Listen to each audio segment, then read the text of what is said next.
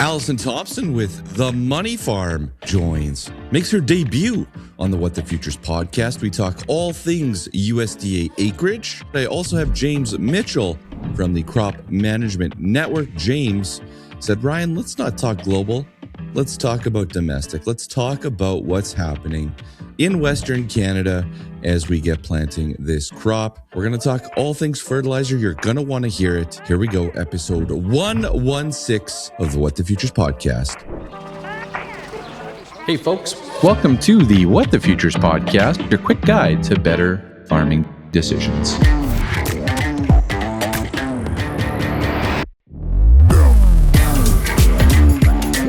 All right, folks, welcome to episode 116 of the What the Futures podcast. Of course, recorded each and every week in the UPL studio.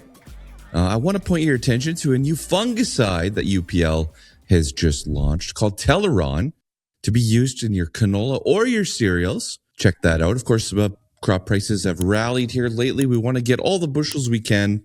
Take a peek at that new fungicide by UPL called Teron. Also, shout out to UPL sponsoring the SJHL playoffs. We are starting round 2 today. It looks like we've got Flin Flon, a wagon of a team, going up against Weyburn. Maybe a bit of a surprise to see Weyburn squeak through, but they had a pretty smooth first round.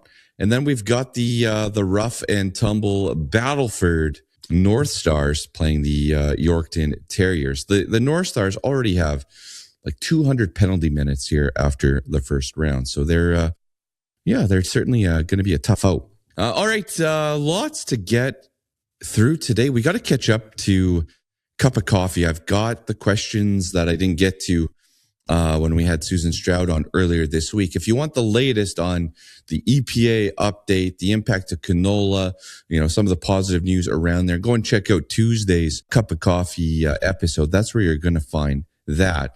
But there's 3 or 4 questions I want to get to in just a moment. We've got Allison Thompson from the Money Farm making her show debut. She's been on all sorts of other programs, but she's making her What the Futures debut.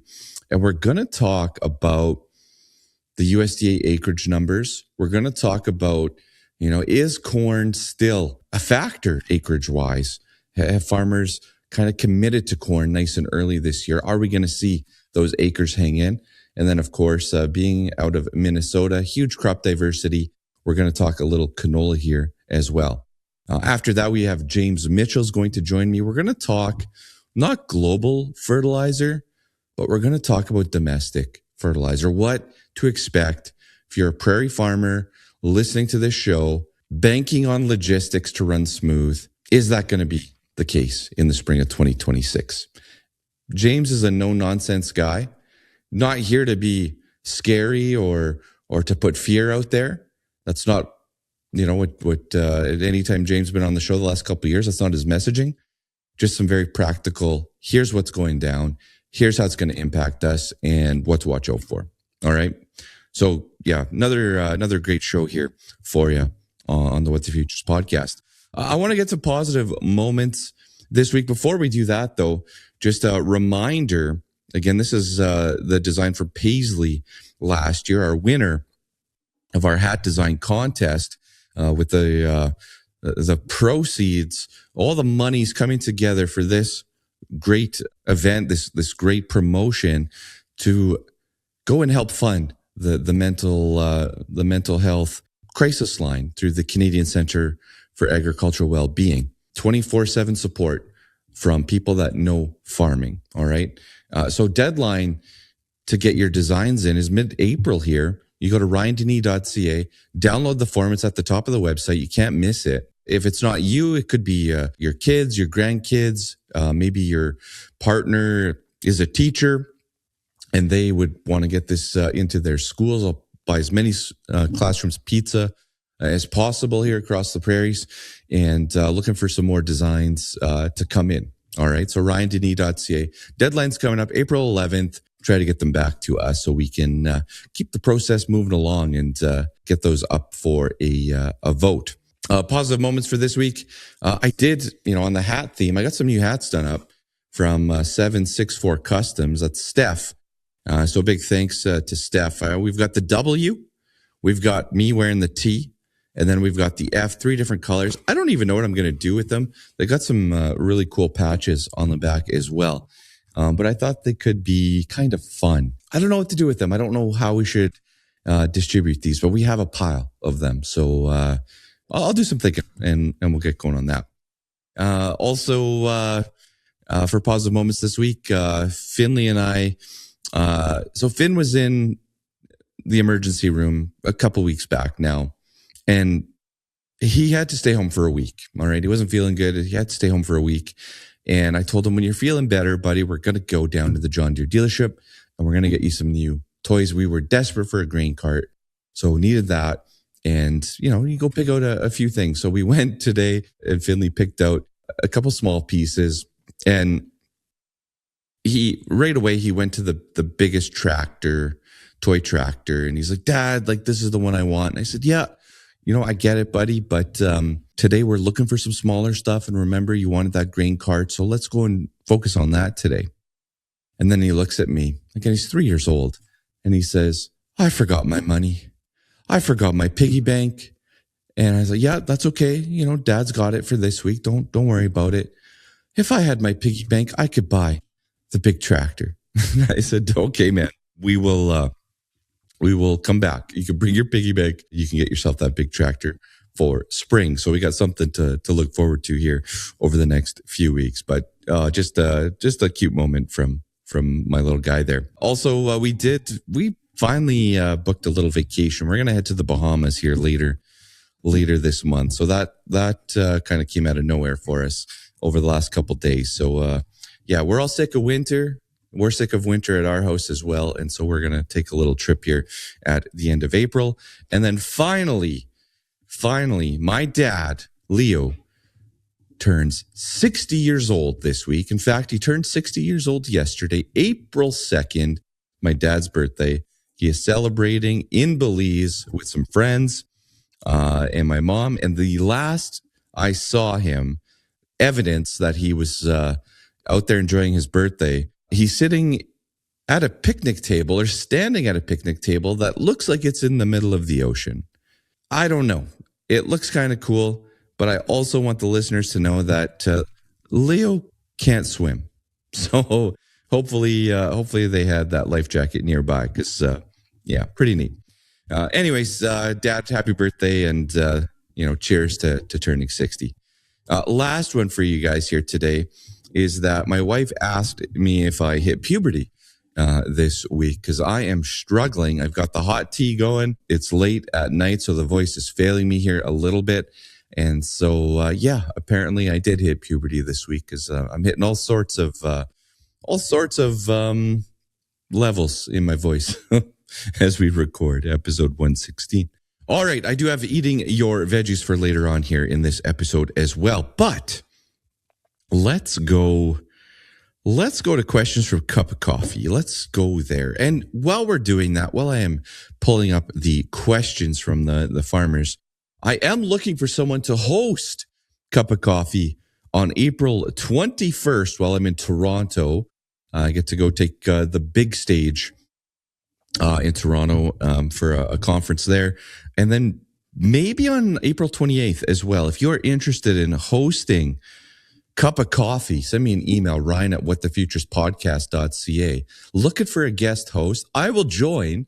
I'll come say hi and talk markets with you. But you can kind of run the show, get everyone updated on what's happening with crop markets and have some fun with it. So if that is of interest, send me that email.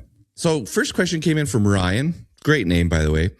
New crop canola. Why is there very little carry in the market? Without a crop failure, does this have to widen? Is this similar to how John DePap captures $10 a ton for carry? Now, John was on the show a couple of weeks ago. He's an expert at spreads. And I did reach out to John in regards to this question because the answer, Ryan, that I had for you, the reason you see very little carry is thin liquidity. There's not a lot of volume trading that far out. And you kind of lose that incremental carry as the further and further out you go. And so I talked to John. I said, John, well, like, what's your explanation? You know this way better than I do. What? And he said, Ryan, you're bang on with the thin liquidity. He's like, the other thing though, is that nobody is really eager and excited to go and chase a spread that is so far away to go and tie up your money and to make a couple of bucks. Like it just doesn't make sense to go and chase that spread that far out and wait, tie up your money, only get a small type of return on it. So there's that. Talked about a few other things as well when it comes to carry in the market. You do want to watch to see, what happens between July and November and January from a spread perspective. But listeners, if you're checking this out, go to March of 2027, May, July. It's all very, very similar at $740 a ton as of recording. And then it drops to 700 in Nov of 27 because, of course, we're going to grow another crop. So that was a great question. And thank you, Ryan, for sending that in. Curtis sent in 2 questions. The first one, I'm interested in your thoughts on valuing on-farm fertilizer and fuel storage beyond the impact of the current war or logistical benefits. How do you typically calculate the payback period for that investment? So, Curtis, this is a fun question. And I have an example. I was working with a farm back in, would have been like 2017, 2018, 2019. And this farm, they would go and buy their fertilizer for year end. Can't remember what month their year end was in, but the retail would store it until spring for them. They did the research, priced out the fertilizer bins. Yeah, did some numbers. And we also realized that we were a bit short on grain storage, using lots of grain bags, that we could throw some grain in there for temporary storage and then fill it with fertilizer after. It's kind of how it fit in the plan. Now, we had some pretty extreme years from a fertilizer price perspective. And I believe that the farm had paid for those fertilizer bins within 6 or 7 years of them changing this strategy on their farm, taking ownership of the product, changing the behavior around the buy side as well on when they would write that check, and then taking that physical product. And I just remember them saying, I don't know why we didn't do this earlier. Like it was an absolute no brainer.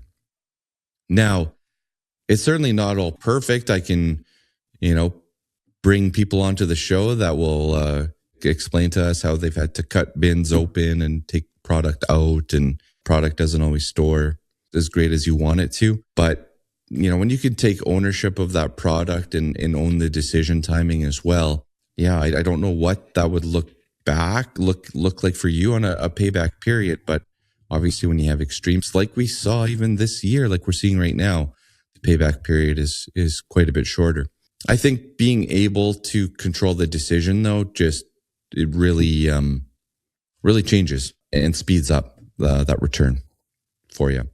On the diesel side, I kind of have two sides of the coin on this one, and it's kind of feast or famine, because like when you put up more storage for diesel, the more efficient you can get, the cheaper your price is, and you have an ability to buy from anybody.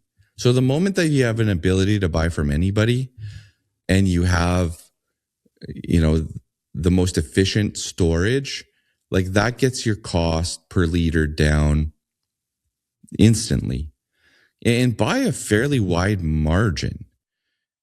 Like it's consistently 15 to 20 cents a liter. Like I call it 20%.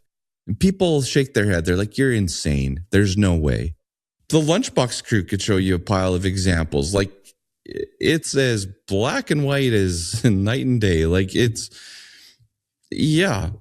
consistent. And there are pockets across the prairies where fuel is, for some reason, has an extra tax on it. I don't know if it's buying behaviors in the area or what it is, but it's more expensive over there. And I don't know why, right? And so consistently, for me, it's 20%. There's going to be situations where it's not that extreme, but there's also been situations where it's been 35%. All right. I even had a farm change a valve or the way that they were taking their fuel, and just changing that saved them 3 or 4 cents a liter, something like that. It's about efficiency. Now, I said two sides of the coin because I'll talk to farms where they make 1 or 2 fuel decisions a year. You've got the most efficient setup, but you might be in a cycle where you fill it at this time, it empties. You fill it at this time, it empties. Those are your 2 decisions for the year. You're putting a lot of pressure on those 2 decisions. You're buying it the most efficient you can at the time. You are saving as much money you can at that time, and you're getting multiple quotes. Like it's great, but from a timing perspective, is it the right time to buy? So that's where it gets a little bit tricky. And there is periods where you want to set yourself up to be able to fill, and fuel brokers out there will certainly talk through what that timing looks like. In fact, we might have a fuel broker join the show here shortly, the next couple of weeks or maybe next month. But yeah, it gets a little tricky on that side. I don't know the cost of a tank. I know that I have a few farms that have set up some new to them systems here to take more fuel, and they did that last year. It was very reasonable. I can get some numbers for you, Curtis, and we'll dive into it. But it surprised me how cheap it was to pull off. I'll have to ask one farmer when I go and see him here in the next couple of weeks if that's already paid for itself. Without a doubt it has. Oh yeah, without a doubt it has. I know where he's bought his fuel, and today it's double where he bought his fuel. So anyways, yeah, it's definitely paid for itself. All right, Curtis also asked, Lunchbox Crew. I'd like to learn a little bit more about the Lunchbox Crew. I'm not going to go into great detail on today's show, but Lunchbox Crew is my version of crop marketing analysis. But the difference is that we have a community of farmers that also talk to each other. And so I put recommendations out, I put strategy together, I communicate fuel prices, fertilizer prices. The group communicates different topics with each other at times. Most advising type businesses, I don't know why they don't want their farmers like talking to each other as a community. I know back in the day, it was, if we make a couple bad recommendations and they all get, gang up and get together and are mad at us, they're going to be mad anyway if you made a couple bad recommendations. But also for me, the strength of a community and the experience within the group. And I might be the one who's, advised to sell new crop feed barley this week. That maybe I did that, but also Jason, Sean, Keith, they were talking about going long the canola market at the end of December when, I sat there and was like, I don't know, guys, I don't believe in it yet. And I know some farms looked at that, thought about it, and executed. And so, I'm not the smartest one with all the answers. I spend a fair amount of time looking at this stuff and trying to provide as many answers as I can.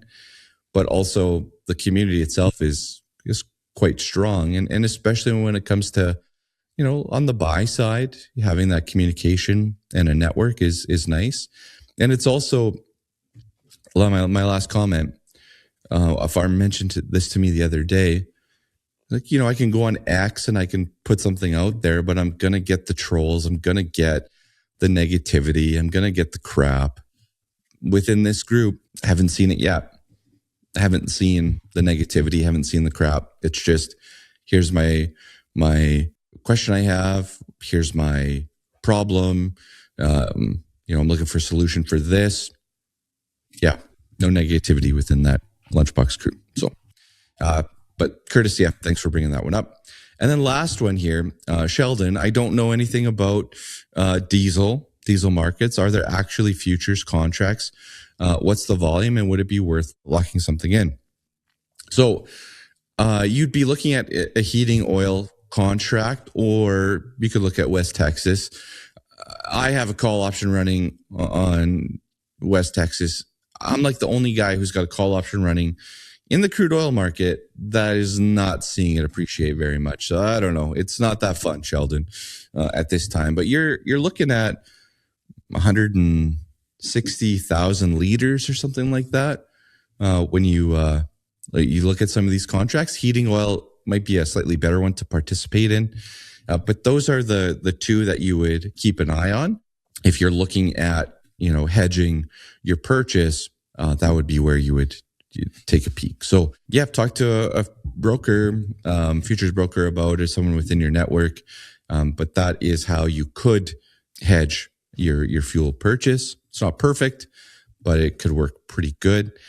The other thing I'll throw in here, Sheldon, is that some companies offer contracts, could be co-op, could be UFA, where they'll say, you have to commit to, for example, I don't know if this is true or not, but 100,000 liters of diesel at this price, that's your commitment for the year, but you can take it in smaller increments. You can take 10,000 liters at a time of physical product or whatever it is. Each contract has the size and then efficiencies and all that come into play. All right. So again, guys, great questions for this week. So, all right, let's, my voice is failing me here. So let's get into it here with Allison from The Money Farm and talk all things acreage wise in the US and what the heck's going on with corn acres. Here we go with Allison. All right, folks, let's welcome Allison Thompson from The Money Farm to the What the Futures podcast. Allison, welcome to the pod. Yes, thanks for having me. Appreciate being here. So obviously I want to talk acreage numbers with you, but the last time we had a really bad market day, I caught your segment on another show, and I have to say that day you had, a lot of great answers. I was going to say all the answers. But here we are after another rough day in the markets. How's your confidence level today? Like what did you see today with, Kansas City wheat falling apart on us, some of the other markets as well? Anything kind of stand out? Well, to be honest with you, it's a lot of ebb and flow with the market. I mean, we had, a supportive report, especially on the wheat side, and wheat reacted according to that. We saw, a good day yesterday, but it also comes down to technicals at the end of the day. We know that the funds have been adding some positioning here. So pullbacks are healthy, honestly, at the end of the day. And as long as it's not doing any chart damage, I mean, that's the main thing we got to be watching, because ultimately grains across the board are looking for a driver. And it seems like every day you can kind of throw a dart on which one we're going to see drive markets. But ultimately, when you're in that kind of environment, the technicals matter. And even in, Chicago wheat had, not a very good day, double digits, across all three wheat exchanges, but we're holding some good retracement levels. And I think in the kind of environment that we're in, that's going to be key. And it seems so far here, just over the past couple of months, we've been having some healthy pullbacks, some a little bit more than what we were expecting, like the 70-cent down day in soybeans. But ultimately, we see as long as we keep seeing the selling cease at some of these levels, that's the key. Sure. To the market. And, you can't go up in a straight line. You're going to have to see pullbacks. And it seems like that's kind of the environment we're in, where we're making stair steps up, but we're also seeing some pretty steep pullbacks back. But as long as buyers come in, we're closing off the lows, we're holding that key support. That's it at the end of the day. Yeah. And that's a very healthy thing, right? For that to happen, to have, a string of good days and then have that back test or that pulse check on a down day and away you go. So, fingers crossed that we find some buying here and some stability. Now, Allison, you are in the great state of Minnesota. I'm assuming you've got a little crop diversity in the mix with your clients. Is that an accurate statement? Yes, we definitely have a mix of a little bit of everything going on, especially my direct area, but that's clients, but I have clients all over the US. So I am dealing with corn, soybeans, wheat. Those are the main three. But also in our area, and in the tri-state area, Minnesota, North Dakota, South Dakota, into Montana and Iowa, we also have some of those other crops starting to come into the mix. So canola has been one that's been stepping in. I do have guys with edible beans, sugar beets, durum, grasses, sunflowers, you name it, we could probably put it into the rotations if it's going to work. So, and that's been obviously the key here this year, is what is going to work. Yeah, and that leads me to my next question. We could talk about 12, 14, 16 different crops. Western Canadian farmers are doing, similar things. But I wanted to dive into this week's acreage numbers. I know responses were less, and we'll get some, truer numbers in June. But let's just go through some of the report. If you want to start with some of the small acre crops that kind of jump off the page, that's fine. Or if you want to go with the big heavy hitters of corn and beans, we can start there. But did anything kind of jump off the page for you? Well, I think it kind of surprised everybody on how it came out, especially given the noise going into the report, especially with geopolitical tensions and the ramifications that has on obviously oil and also fertilizer. So obviously the headlines post-report is so much focused on corn and soybeans and how that rotation's going to end up at the end of the day. In my opinion, going into the report, I didn't see a huge shakeup, to be honest with you. A lot of the clients that I work with have the fertilizer booked. And even further south, like into the I states, we like to think we matter in the fringe areas, but in all reality, it does come down to the big producing states. And in that area, they do typically put on a lot of fall application fertilizer. So it's not necessarily the fertilizer story that maybe the media has been necessarily pushing across the whole US. It's not everywhere the same. So some of those guys already had the acres kind of locked in of what their rotation was going to be between corn and soybeans further south. And up in my area too, I mean, bookings are a pretty big deal up here. And historically, that's what guys do, is do a lot of bookings earlier in the year, tax purposes, all that kind of stuff kind of goes into play. Yep. But for the most part, I think we're going to get the fertilizer, and it doesn't seem to be the issue, especially for the guys who are booked. It's just going to be those fringe areas, again, in my area, in the grand scheme of things, Minnesota, North Dakota, and guys who haven't booked their fertilizer. That might be more of the question mark going forward. Yeah. But ultimately, guys were already looking at other rotations and other things coming into the mix. And we saw that in the report. So yes, corn and soybeans, big picture, yes, that was the highlight of the report. But we also saw some upcoming other grains coming in. We saw increased acres for canola, increased acres for sunflowers, some barley also coming into the mix. So you'd like to say, that, we're obviously beans are down and corn's getting a majority of it. But also I think guys in my specific area are also looking at some of these other crops to put in rotation that have some decent pricing. And we've seen that over the last couple of years. So I see a barley number, a pretty healthy jump in barley acreage. We're expecting that in Western Canada as well. Some additional barley, a little less oats. I don't know if you have a lot of oats in your area there, but I see a slight pullback in oats as well, which again, is kind of the theme up here as well. What was that canola number? Do you have it by chance on the acreage side? I don't see it. It came in at 2.685 million acres. Last year we were at 2.338. So we're seeing a sizable jump. And luckily, I know some guys, my farm included, we grew canola this last year. And as a first year farmer of canola, it's hard to gauge how much you should price, and we had the rally early last year in canola. Yep. And so it made it, I think, a little difficult and maybe harder for some of us that were, first time growers, but we're also seeing that rally kind of re-ensue kind of in the same timeline here ahead of planting. And I think it's trying to get acres. So I do think that also plays into the mix is what cash flows right now. And sunflowers, oilseeds in general seem to be cash flowing pretty darn good. Yeah. our acreage numbers won't come out for a little while yet, but we're seeing, the same things, right? Like the canola number is very good, which for many prairie farms, not all prairie farms, my southern guys will be shaking their head at this, but in the southern prairies, but as 40% of your acres being in canola is pretty normal for our farm and farms as you travel north across the prairies. And it's been the only one that and flax is really penciled out for the entire time. Now we're getting, a little wheat rally. Farms are locking in $8 wheat this week with that, the difference in the exchange, US dollars compared to Canadian. Yeah, there's a nice little bump there.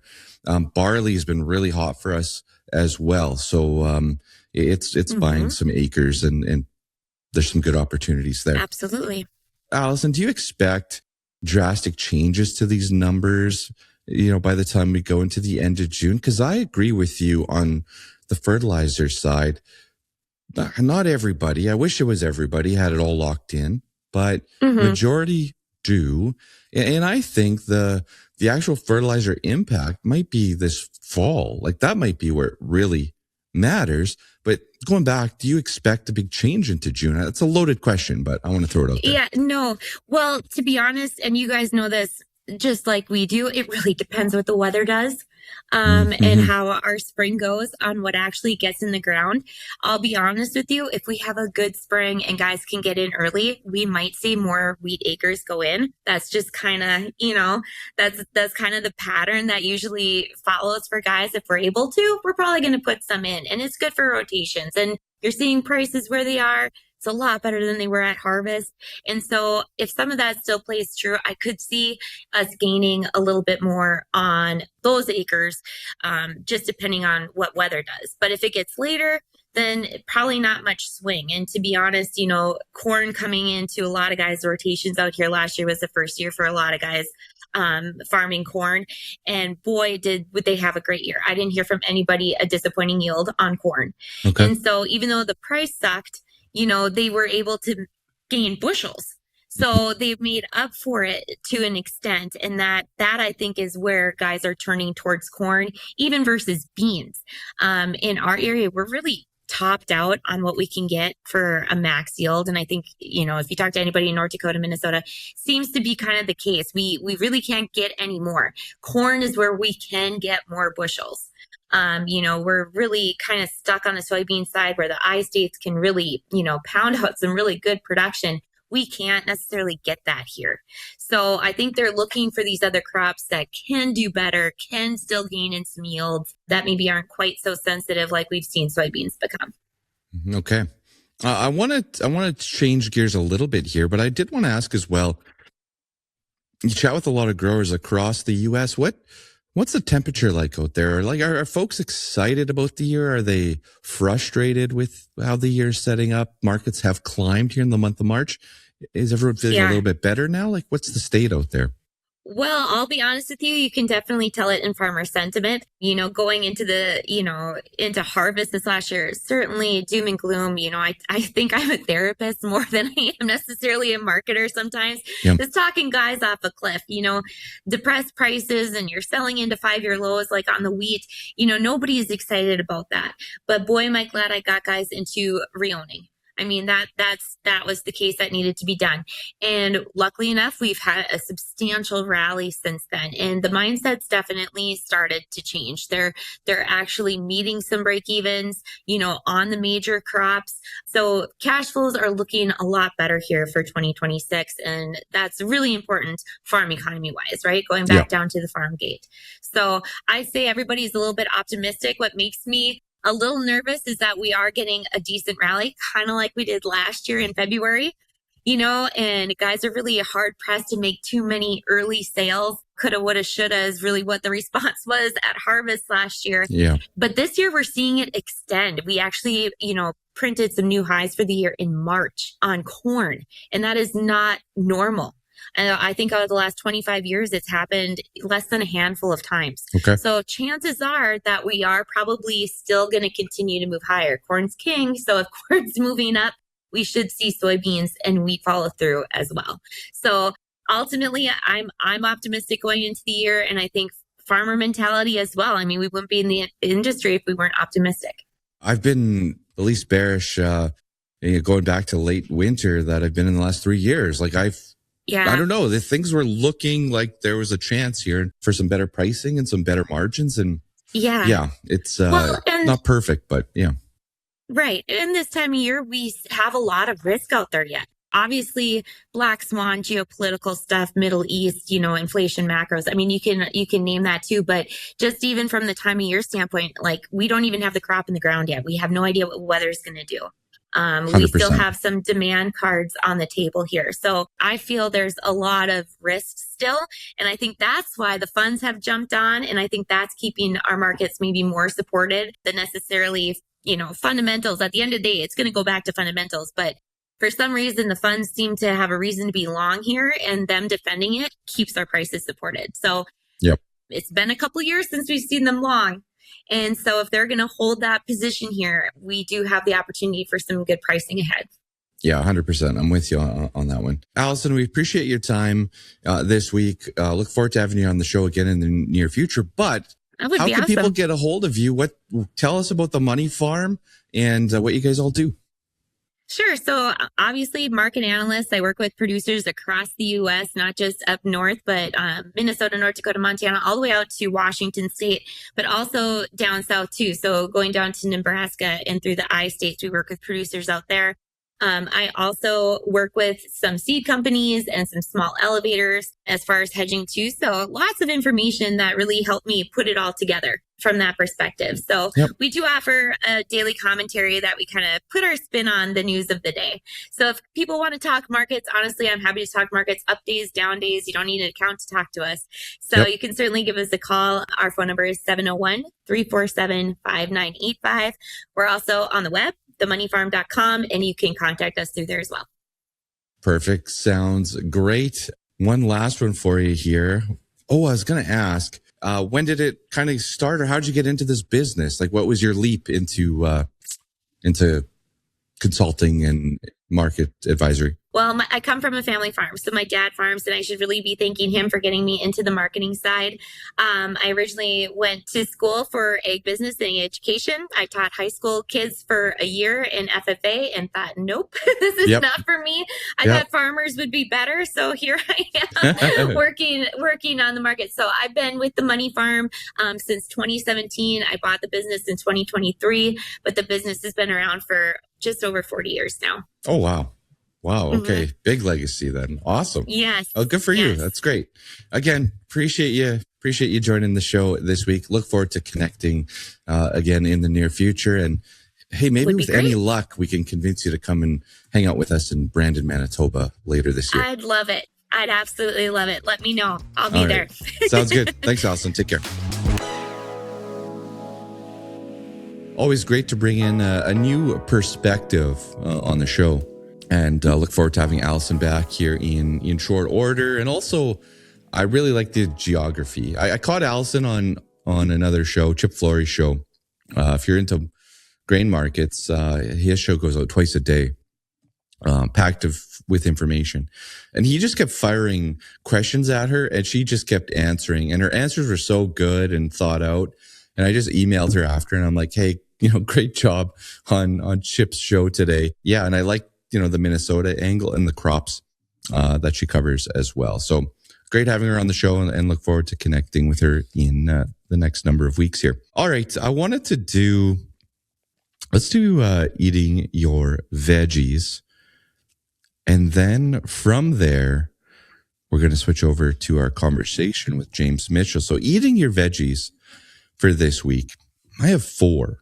All right. I've got 4. The first one I'd like you to consider is writing down your strategy, you've done your work now, taken the time, the effort to figure out different strategies through your broker, line company, whoever it is, but take time to write down your bullish strategy if the markets turn, bullish, extremely bullish. And then on the flip side, write down your strategy that you're going to execute on when the markets turn bearish. We're talking about a change in trend, not the whiplash of markets the last few weeks, but the actual change in trend. write it down, review it, put it somewhere, maybe in your phone, maybe you got a notebook or something in your pocket, review it regularly because you're about to get very, very busy. And when the markets do decide to make a move here, have it in your hip pocket, have it ready to rock and roll. Oh yeah, the markets are turning bearish. This looks like a real decline now. Whatever's happened is resulting in this decline. I told myself I was going to consider, boom, the strategy and then get it going. All right. So write them down. A second one, I love-hate relationship with targets, but, oh man, I saw some great work this week. I saw some people put in targets and they hit the peak of the wheat market in the month of March. Like, we all want to go higher. Yes. But just putting targets at that upper end of the range, at the very top, beautiful. All right. It worked very well this week. Of course, it pulled back aggressively after that, but just really cool to see those targets doing their thing at the high end of the range and getting some good sales on. Two other ones for you. Budget, and I'm pulling these out of the crop marketing handbook. I owe people copies of this yet. Maybe with your patience, you're going to get a hat then to go with that. That might be a fair trade for my delay on sending some of those out. But update your budget. You're going into the growing season. Maybe you have to increase your diesel budget a little bit. Maybe you want to go and do some tweaks and just figure out where you're sitting now from a break-even perspective. Hey, maybe it's more fertilizer that you have to put in the budget as well. But yeah, I encourage you to do a quick budget review again before you get busy. And then the one that you may shake your head at is just penciling out those acres for 2027. You can say, Ryan, dude, I'm planted 26 right away. What the heck's wrong with you? It's just about it's an exercise of, I call it like discipline, like an exercise of in 2027, I'm going to grow roughly this amount of canola, roughly this amount of wheat or pulses or whatever it is. There could be swing in there. It doesn't matter. But when the market rallies and you see an opportunity to lock in 2027 canola at $16 or $17, wherever it goes, 2027 wheat. I was looking at CPS wheat for 2027. Let's get the fresh number actually. Well, while we've got you here, it's noteworthy, right? Like it is a number that you look at and say, oh, and we're there today. Maybe I should do something here. Yeah, $8.40 a bushel, $8.60 a bushel, 2027 CPS growers. Heads up, right? Like, what happens if that got a 9 handle in front of it in the next couple days? It's out there. So just scratch out some acres. It doesn't have to be perfect. Okay, let's get into it now. Fertilizer conversation, not global. We're talking Western Canada. James Mitchell, Crop Management Network. All right, folks, we've got James Mitchell from the Crop Management Network joining me here. James is a regular on the What the Futures podcast. And James, I certainly appreciate your time. Obviously, you're getting into the busy crunch. But I wanted to say, I've been doing some presentations here lately in front of some farmers. And you and I had a conversation at the end of October that I've been playing on the screen just to promote the show, to tell people, like, check it out, because things like this are talked about. And in that clip, you say something along the lines, if you miss the market by $20 a ton, it's going to cost you a couple bucks an acre. But if you miss it by $200 a ton, it's going to cost you, $25 an acre. Well, here we are. We're like $500 a ton higher than when we had that conversation. So heck of a quote, James. Heck of a quote. Yeah. Well, thanks for having me back. I always appreciate the time. And yeah, and that end of October, obviously we had no idea of the geopolitical impacts of the Middle East conflict. Nope. That was strictly domestic supply challenges. So this is, a second gut punch to Western Canada for fertilizer supply. Yeah. Obviously the global stuff's been well covered here the last little while. And good point. We were talking about kind of our backyard situation. So we're here. It's April 1st. Is it fair for me to ask, like, what can we expect? I'll say first off that I believe Crop Management Network does a heck of a job logistics wise and keeping their customers informed and supplied. But I just want to ask, like, what's the expectation here for prairie farmers when it comes to planting, which has started in parts of southern Alberta? We're here April 1, a little bit of a delayed winter, I call it. But what are we setting ourselves up for this year? Probably nothing good as far as supply goes. We've been on allocation from suppliers now for the last 30 days, and we've been notified we're on allocation from now till the end of spring. We call it Hell Week, which is the 7 days where everybody's going full bore. Yeah. And I expect there's going to be retails and locations that just can't get the product out of the plants because they are on allocation. They are going to be allocated, depending on your organization, 10 or 40 loads a week or something like that. And it just won't be enough to compensate for the demand at the location during the peak. Is there one product that kind of stands out, as the one that could be more problematic than others, or are we talking about a basket of goods here? It's probably more a basket of goods, unfortunately, because we look at some of the facilities that we pull out of, and some of them have multiple products. So, they're getting slammed with 300 or 400 trucks a day, and they just can't push them in and out fast enough. And you might be there for sulfate, but there could be 40 urea trucks that are blocking the lane in front of you, and you have to wait for them to clear to make room. So supply-wise, sulfate is fine. Phosphate will be very tight. Urea is very tight, but it's just going to be the facility's ability to load it out really is going to be the biggest bottleneck. Okay. I want to ask, like, when it comes to facilities in Western Canada, the folks that are, making these products, has everyone stayed online as expected, or has there been some more breakdowns or any other hiccups, anything that we haven't covered in the past that happened as oh darn it, oh crap type moment? Absolutely. There's been all sorts of those. It's just been consistent since really the new year. Yeah, we have had, I won't go into specifics which suppliers it is, but in Saskatchewan and Alberta, there wasn't probably a plant that was immune to some sort of unplanned maintenance.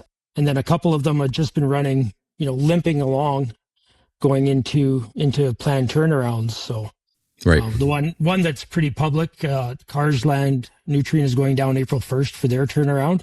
They're going to have inventory on hand, but that's not going to help the situation. And that's a planned outage. And, 70-day turnaround, it takes a lot of planning and a lot of crew. And you just kind of pick the date that you can get those guys available to do the turnaround. And that happened to be the day. So, right. Yeah. We also have Yarraville Plain going down May 23rd for their turnaround. So we're taking two big producers offline for 70 days each. Usually that 70 days turns into 80 or 85. So that's a big chunk of the production that's out of the market. Some for the spring and definitely for summer fill. There'll be some scarcity of product as well. So I was going to ask, I want to get to summer fill in a second as well, but I was going to ask, so, I'm used to, having, folks coming to the plant to pick up fertilizer in the truck. It's just down the road. It's coming.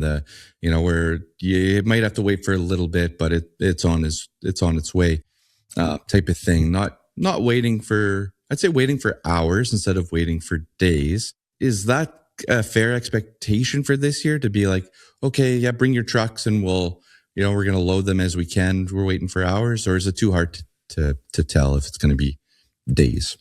I don't mean to be the glass half empty guy, but it feels like days this year. There's just so many things that are piling up against us right now. The allocation from domestic suppliers, exporters from the U.S. that have a sales book on into Western Canada, they're already behind on their rail shipments. Okay. Right. And then just on the expense side of it, like fuel, the cost of fuel for carriers right now is going to be, it's just going to be another irritant. Yeah. Right. Freight rates are going to be a huge irritant as well. And So all of that just feels like a death by 1,000 cuts this year. And time, right? It's April 1. So yes, I talked to my buddy up in Bonanza, Alberta, that's staring down 3 feet of snow and wondering when spring's going to show up. But time, it's April.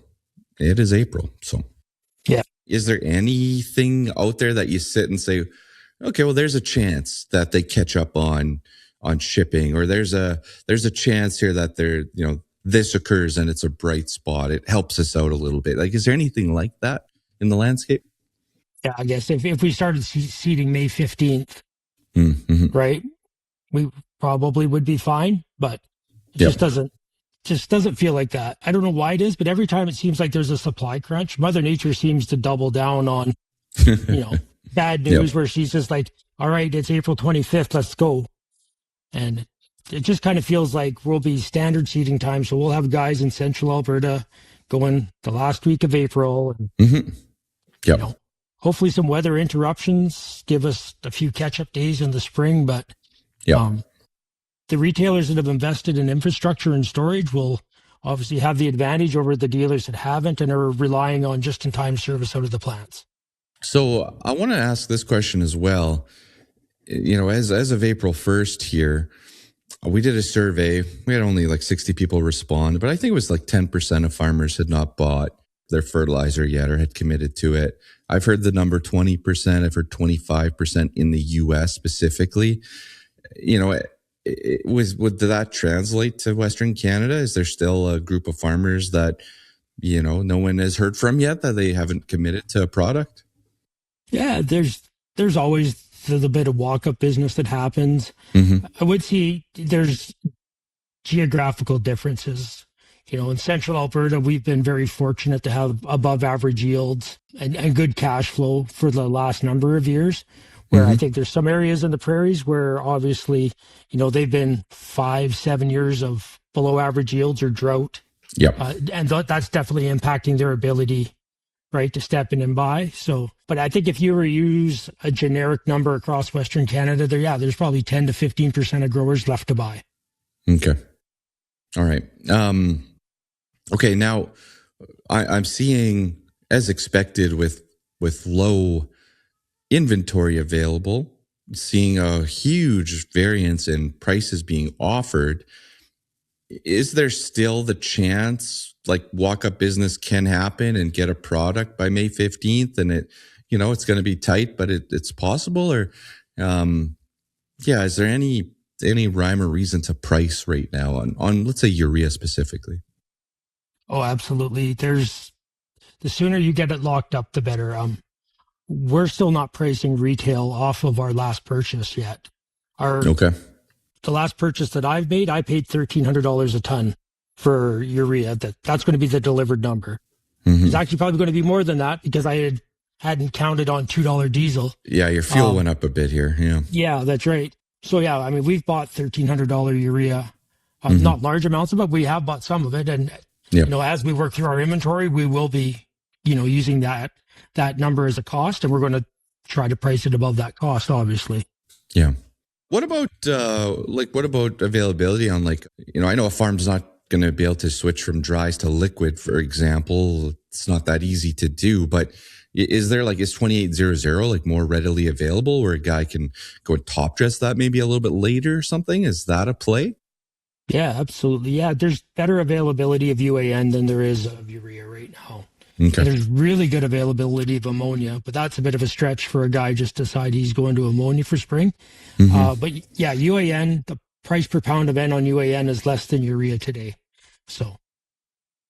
Yeah. Okay. So let's switch gears to summer fill here. Like with what we got going on, a market correction, I'm sure there'll be a correction from whatever that ultimate high is, but with all these shutdowns and things going on, what's our thoughts around, or what's your thoughts around summer fill?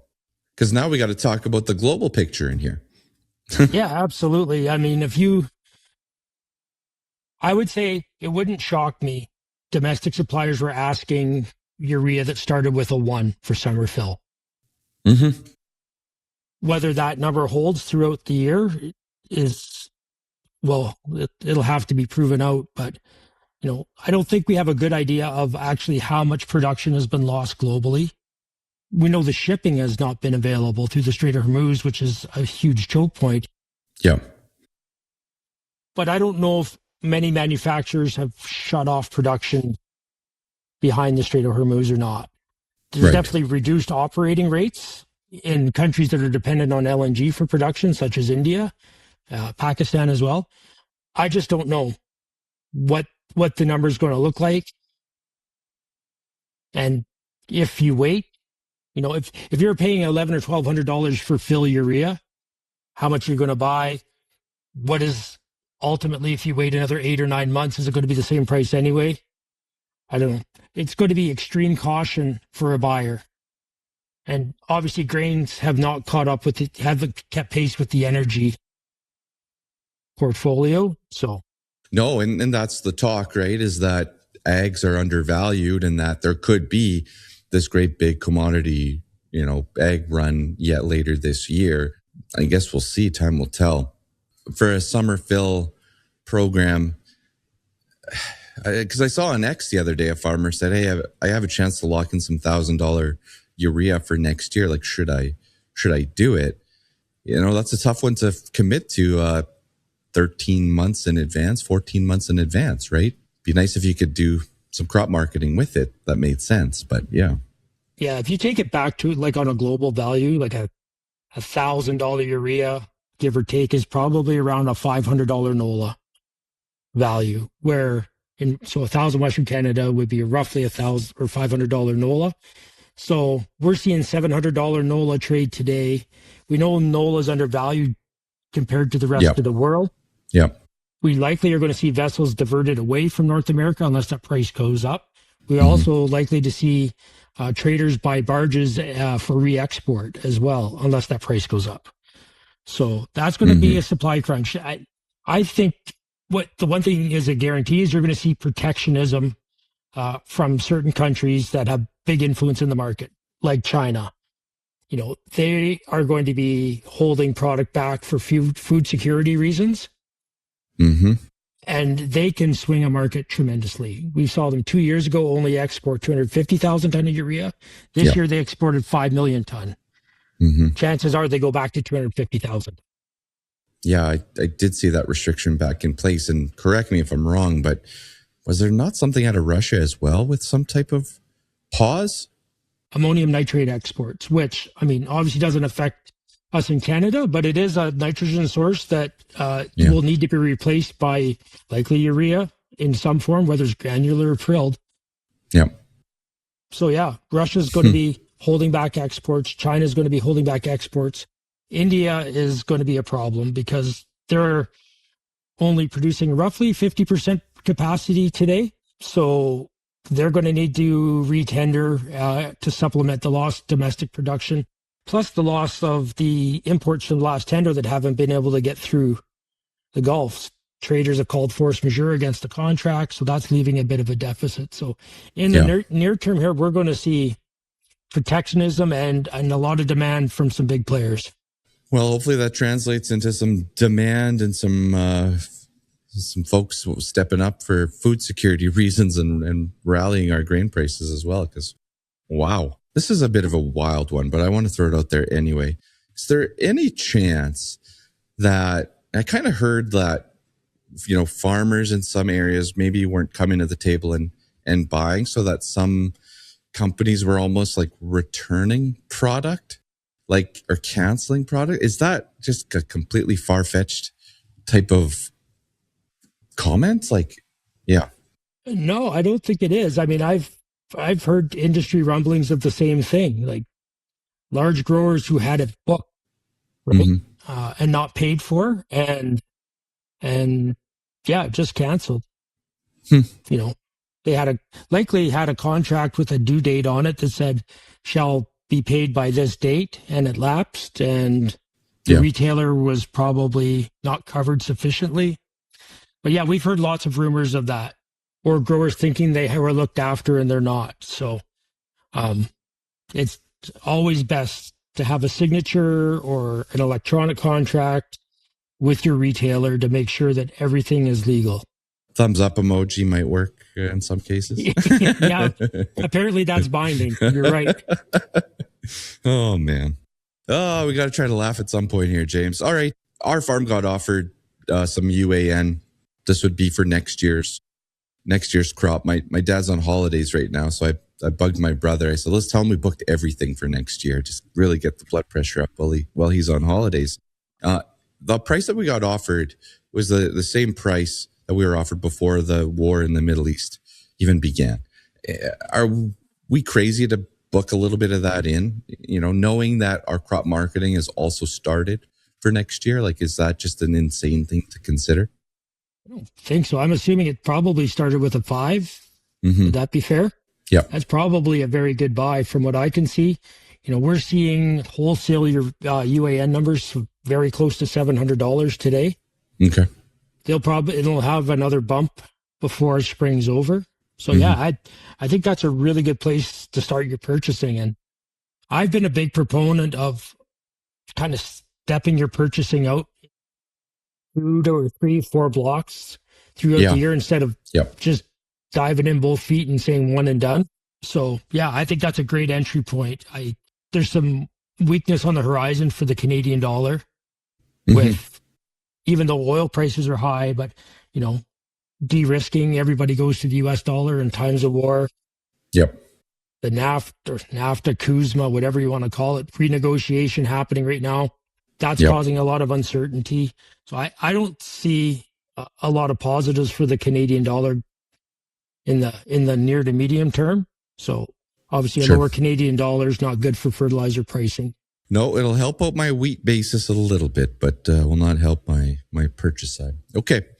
All right, James. I was at you guys' event there in March, I believe. Your grower event was in March this year, right? Was it, or late February? Late February, you bet. Yeah. So I was there again. Great event, and my buddy Trent took the stage there. I didn't get to watch him, but I heard he did a heck of a good job. Anything else from your guys' side that you want to cover today? Anything we're missing that I didn't ask?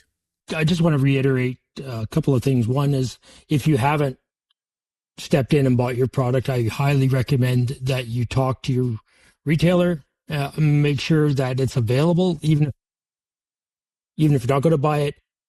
The other thing is that if just putting your hand up and saying, hey, I might be needing some product this spring, probably won't be enough to secure it, because at these elevated prices, nobody wants to carry over a pound of inventory at the end of the season. Yeah. The better you communicate with your retail, the sooner you do it, the better the chance you will get product. So want to reiterate that, and just make sure that you do have a signed agreement with the purchase of your product. Yep. Fair enough. Good comments. And I think I'll add to that as well is nobody likes switching out, to put in ammonia or UAN, but I guess if it's, everything should be on the table right now, and that's where you'd want to talk to your retail and your supplier and your agronomist and see what that could look like from a plan perspective as well. So, James, hopefully we get some of those delays, to keep the product flowing properly. Hopefully Mother Nature helps us out a little bit, and that we get a really nice spring to get this all done. And hey, you never know, maybe a pleasant surprise will happen at some point here in the near future. I don't mean to laugh, but it's an interesting scenario, James. This will be the wildest spring that I've ever been through. I know this already. We have a lot of rail coming in right now from multiple suppliers to try to spread out our risk. And it's all scary already. It is so. Yeah. All right. Well, appreciate your candid conversation as per usual. And keep us updated if things get a whole lot better. If they get a whole lot worse, I don't want to talk to you till after spring. But if it gets better, just send me a text message. All right. I will do that for sure. Okay. Thanks, man. Appreciate it. Well, after I hit the stop button with James, we did promise to get together for a beer in June and just review what actually went down in 2026. We all hope that it goes a lot smoother and better, but also we want you to be prepared. All right, be prepared to execute and give your crop that best chance and lower the stress as much as we can. So we will revisit that here in June at some point. Big shout out to show sponsor John Deere. Of course, John Deere Operations Center, great tool for our farm. In fact, my brother is focusing on the work plan right now in John Deere Operations Center. So basically, simplifying the process, before the thick of it, before it gets crazy for him in the spring. He can get everything set up, pre-planned, and have everyone ready to go for the 2026 growing season. Of course, you can use it to keep a pulse on equipment and fields, make sure that the right work is being done at the right time. Then my favorite part is just analyzing the results. All right, you can check that out. John Deere Operations Center, deere.ca, or talk to your local dealership. All right, folks. Well, my voice is running out of gas here. So thank you so much. If you enjoyed this week's show, tell a friend, tell a neighbor, hit the subscribe button for us as well on YouTube or wherever you get your podcasts. Certainly do appreciate that. Of course, email me, Ryan at whatthefuturespodcast.ca. I appreciate all of your emails. And if I don't respond in writing, I certainly do respond through the podcast. So keep them coming, guys. I really do appreciate that. Also, I'm going to be setting up our seeding playlist here in YouTube Music. I've been doing that for like 5 or 6 years now. That's on the agenda for this weekend. Now, prices may change, guys. By the time you hear the podcast, strategy could change as well. So always seek the advice of a professional out there. For the What the Futures podcast, my name is Ryan. Have a great weekend. I'm out of here.